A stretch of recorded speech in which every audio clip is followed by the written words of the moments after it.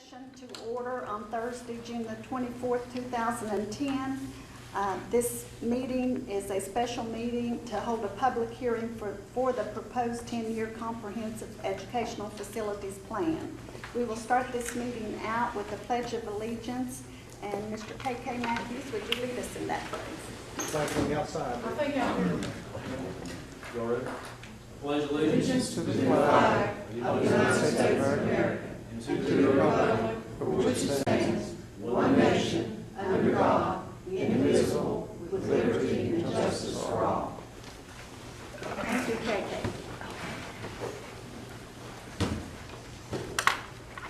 The purpose of this meeting is to hold a public hearing for the 10-year CEFP plan. And all of you have a copy of the note that Brenda has made out for us here, where it's required by the State Board of Education, and I'll not read the whole thing to you, to develop a 10-year facility plan. There was a county-wide planning committees whose names are listed on the plan display, and you have that there, and you can read that on your own. But we're here tonight to receive written and oral comments from the public regarding this proposed plan. We do appreciate everyone that's here, but I will open the meeting up for public comments. If anybody has anything to say, you're welcome to express your opinion, or if there's something in the plan you want to point out that needs corrected, we'll do that.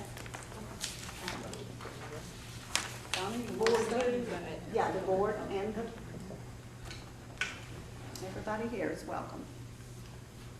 So we're not going to present something and then we ask questions. We're just. This is strictly, what this is Just question and answer. Right. Well, actually, it's not question and answer. It's more like the public has the opportunity with the board to make comments on the plan. And really, the board doesn't really respond to comments that the public makes at this time.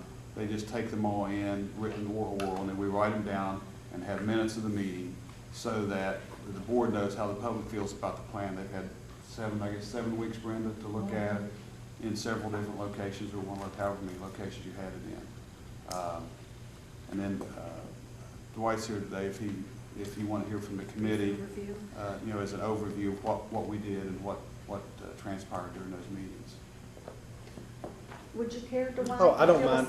I don't mind at all. And again, I guess with this, I was expecting a little bit more people to show up for this.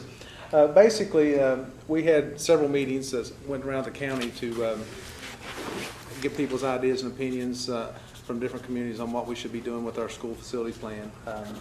I was elected at one of the meetings I was unable to attend to be the spokesman, so I was very fortunate.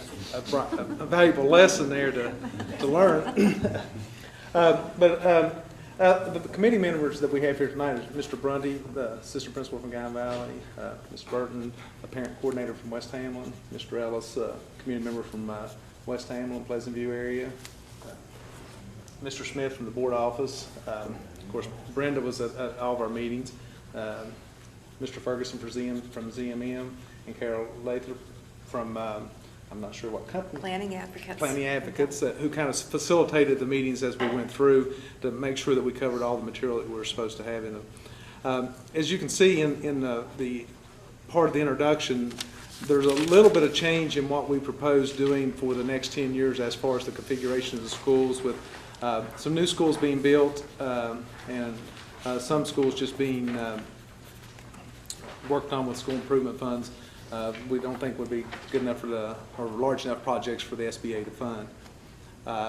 We hope that we can get a new Guy Valley Middle School, a new Duval School that would be somewhere between the current Duval Pre-K and Midway.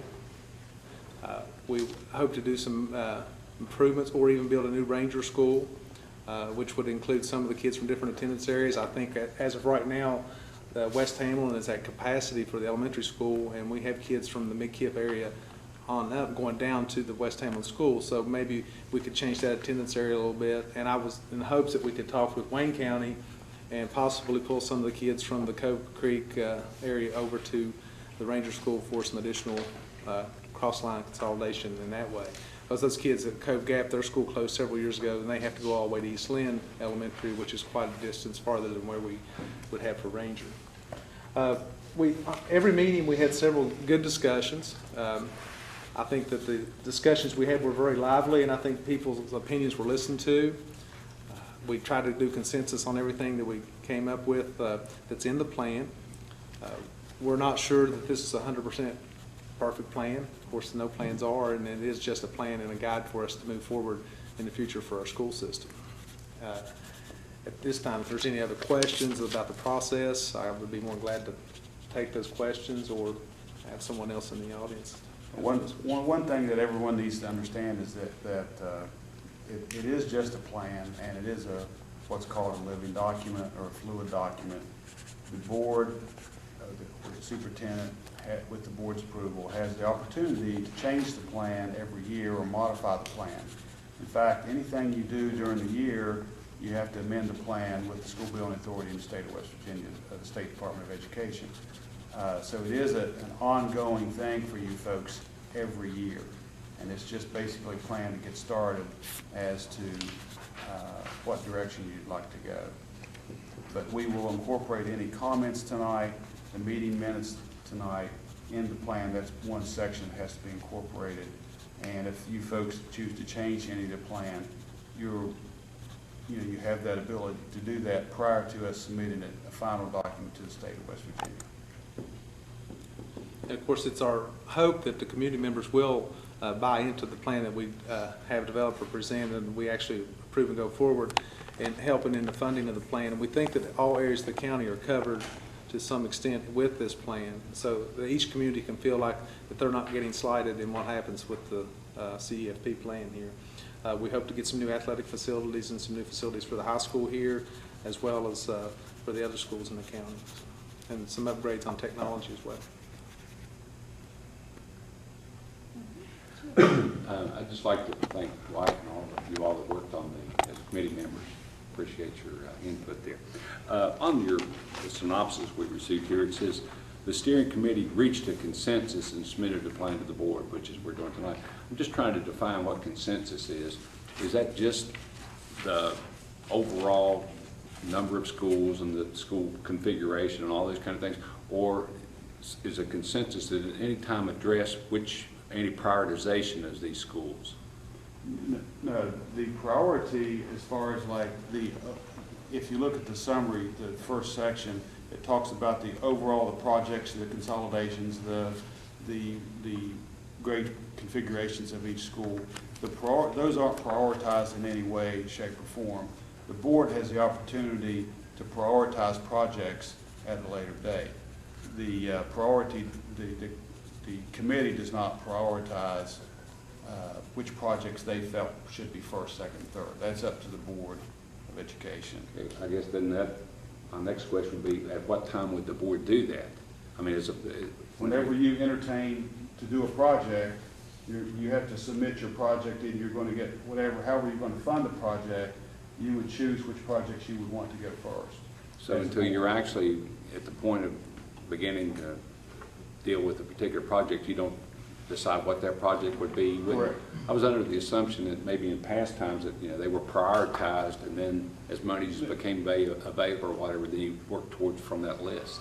No, there are cost sheets in there that prioritize specific things at each school, but it's up to the board to choose which project to go first. Well, it's not up to the committee to. It was never up to the committee, or was not the intent of the School Building Authority to put that ownership on the committee. But they were to list the projects, and then the board would entertain whatever projects you want. Oh, I understand that. I'm just trying to say at what point do we as a board have to do that? Realizing that if we ever did seek SBA funds or what funding for some project, we have to identify well what